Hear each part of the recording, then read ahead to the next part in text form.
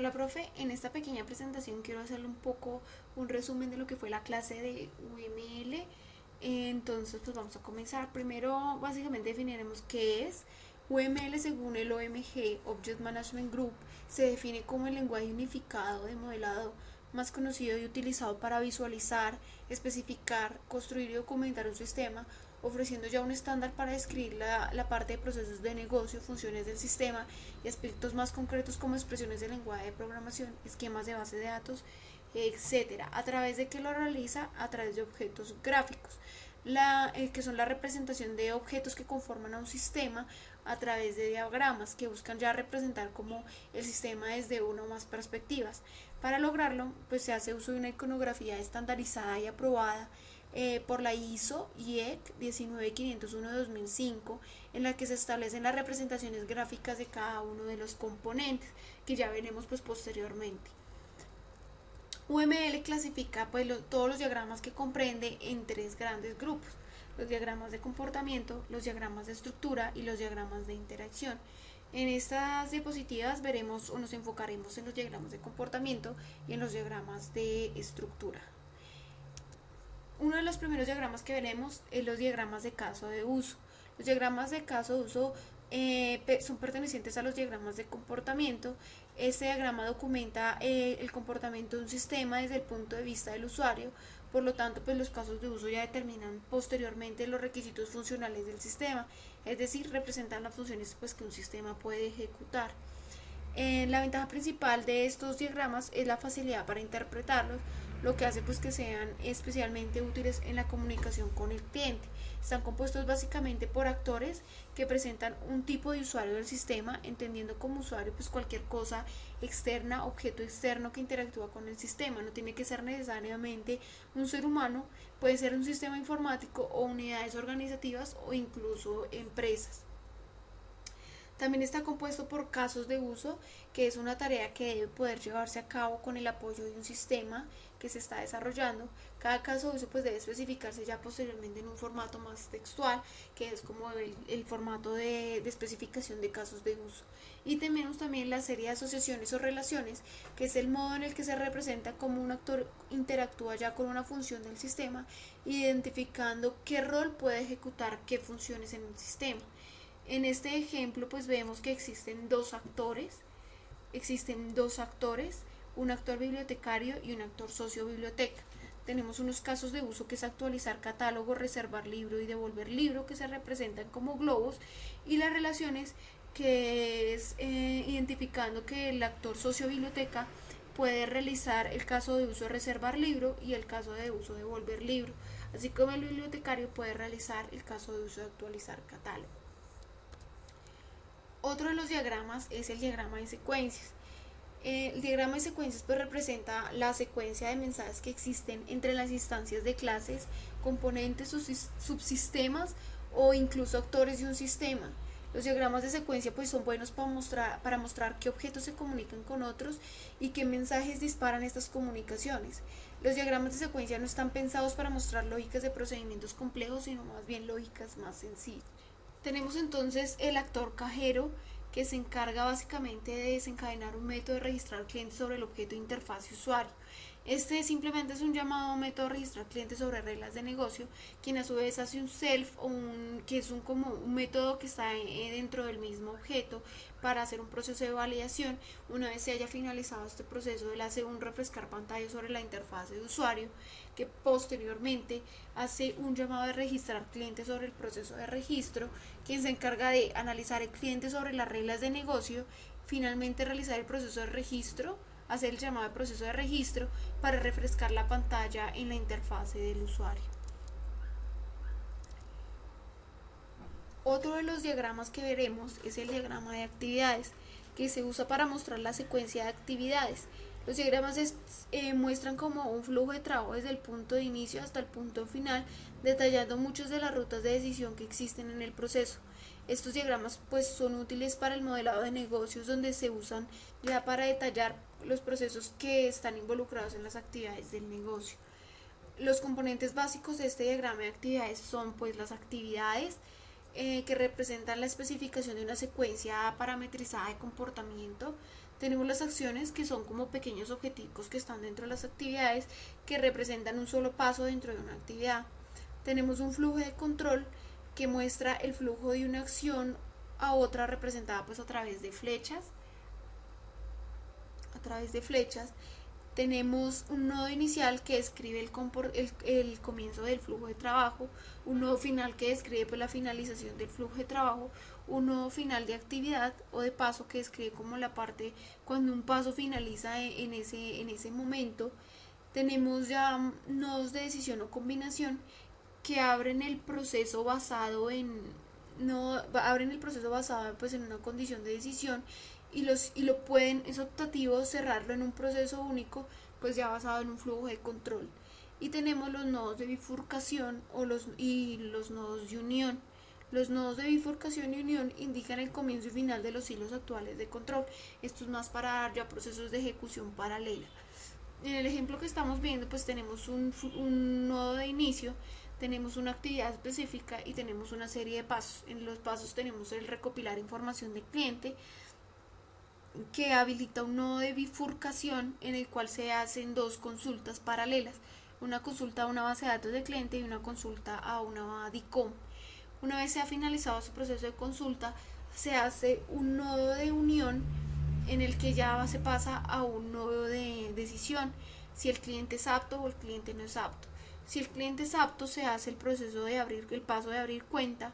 Si el cliente no es apto, simplemente se rechaza al cliente.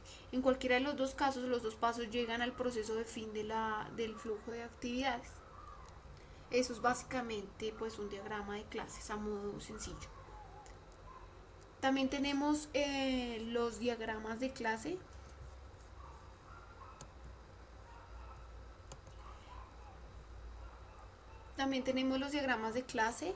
Estos muestran los bloques de construcción pues de cualquier sistema, describen más que todo la vista estática del modelo o parte del modelo, detallando ya los atributos y comportamientos de los objetos, pues ya en lugar de detallar más los métodos y sus operaciones internas. Estos son útiles para ilustrar las relaciones existentes entre clases e interfaces. Los objetos básicos de un diagrama de clases son las clases que definen los atributos y comportamientos de un objeto del sistema. Esas están representadas a modo de tablitas, y contienen como la parte de los atributos y una parte de los métodos que tienen relacionados. Tenemos también la parte de las relaciones, que representan el modo pues en que dos clases interactúan.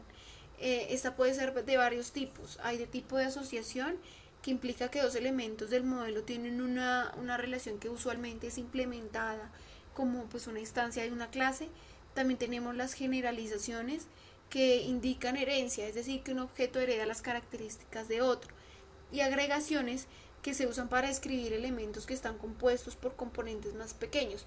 Para esta existen de dos tipos: una agregación débil, en la que sus componentes no dejan de existir si su padre lo hace, y una agregación fuerte, que es cuando no se cumple lo anterior, es decir, que los componentes pequeños dejan de existir si su padre lo hace.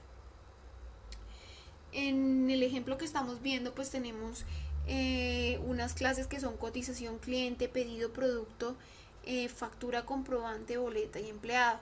En estas vemos más que todo relaciones de asociación, y vemos una importante de generalización, en la que vemos que un comprobante tiene dos herencias, que es factura y boleta. Eso quiere decir que factura es un comprobante y boleta también es un comprobante. Los diagramas de paquetes. Los diagramas de paquetes se usan para reflejar la organización ya más de los paquetes y sus elementos. Estos proveen pues una visualización de los espacios de nombres o namespaces que se utilizan como agrupadores lógicos de objetos utilizados ya en un proyecto. Los componentes básicos de estos diagramas de paquete pues son básicamente el paquete, que es el agrupador lógico para uno o más objetos de un sistema. Se usa para representar tanto relaciones físicas como relaciones lógicas. Estos son representados en UML ya como carpetas y pues contienen los elementos que comparten este espacio de nombres. En el ejemplo que estamos viendo pues podemos ver que existen varios paquetes, en este caso el de O estadística, el de IO, el de excepciones, el de diagramas, un espacio específico de nombres de Dani, uno de U61 y uno de funciones. Eso es básicamente lo que es un diagrama de paquetes. Otro de los diagramas importantes es el diagrama de componentes.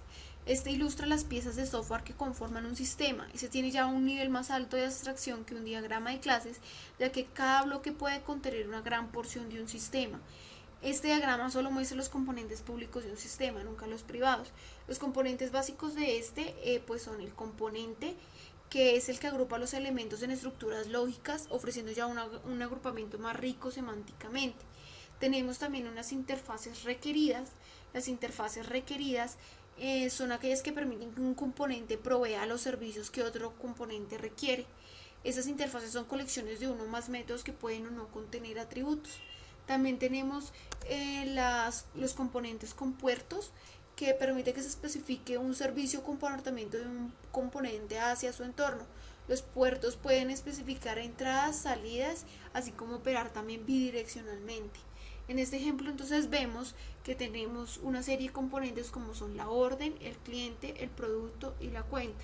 Entonces tenemos básicamente tenemos que orden tiene una interfaz requerida de pagos y la cuenta provee una interfaz de un detalle de cuenta. Tenemos también entonces que cliente y orden se comunican a través de una interfaz del detalle del cliente y que producto y orden se comunican a través de un código de elite. Eso es básicamente lo que es un diagrama de componentes. Finalmente tenemos los diagramas de despliegue. Este diagrama ya modela la arquitectura en tiempo de ejecución de un sistema, es decir, que muestra la configuración ya de los elementos de hardware y cómo los artefactos ya se trazan a través de estos componentes de hardware. Los componentes de este diagrama de despliegue pues son básicamente los nodos, que son los elementos de hardware o software, y estos se muestran con la forma de una caja de 3 dimensiones. También tenemos los artefactos, que es un producto del proceso de desarrollo de software que puede incluir los modelos de proceso, archivos de código fuente, ejecutables, también documentos de diseño, etcétera. Las asociaciones y finalmente pues las asociaciones, que son o representan ya una ruta de comunicación entre los nodos. En el ejemplo que estamos viendo tenemos que el actor usuario se comunica con un objeto o un nodo de tipo navegador. El navegador se comunica con un nodo de tipo servidor web a través de un HTTPS. El web server entonces vemos que tiene un objeto de software que es el JBoss, que tiene adentro una aplicación de JEE. Esta se comunica a su vez con un servidor de base de datos a través de un proceso JDBC, y en el servidor de base de datos se puede ver un objeto de software MySQL. Finalmente también se tiene un objeto o un nodo mail, un servidor de mail de correos, y esto se comunica con el servidor web a través de SMTP para hacer envío o recepción de correos. Y esto sería básicamente lo que sería UML. Gracias.